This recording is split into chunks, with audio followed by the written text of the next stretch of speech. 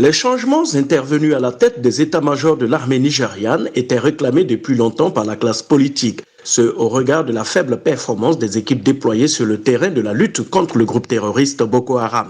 Le pays a beaucoup souffert de la guerre, l'insurrection armée et les attaques persistantes contre les populations ont mis sur la route de l'exode de nombreux Nigérians, notamment dans le nord-est du pays. Plus de 2 millions de personnes déplacées internes et autres réfugiés attendent toujours de retourner dans leurs habitats traditionnels. Pour la plupart des Nigérians, si le conflit perdure ainsi, c'est bien le signe qu'il y a une compromission au niveau de la hiérarchie militaire. Je crois qu'il y a du soutien venant de l'extérieur. Or, il ne peut y avoir d'intervention extérieure sans des gens en interne qui favorisent le sabotage. Pour que les terroristes parviennent à manœuvrer et prendre le dessus sur les forces gouvernementales, je dirais que l'armée a été corrompue.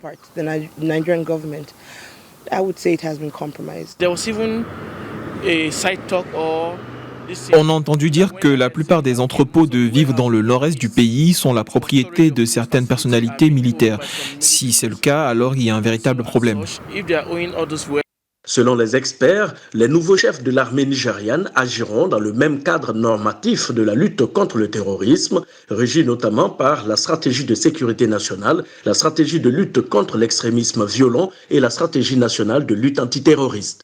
Kabir Adamou est consultant en gestion des risques sécuritaires au Nigeria et dans la région du Sahel. Il a ses indicateurs de bonne performance pour les nouveaux chefs de l'armée.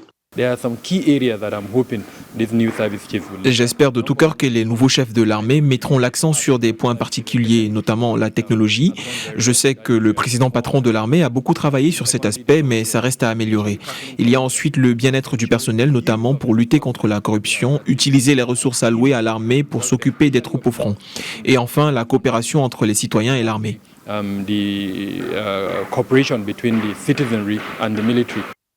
Le président Muhammadu Buhari a promis depuis 2015 de mettre fin à l'insurrection armée et de ramener la sécurité au Nigeria. Ces nouveaux changements au sommet de l'armée sonnent ici comme le début de la réalisation de cette promesse électorale.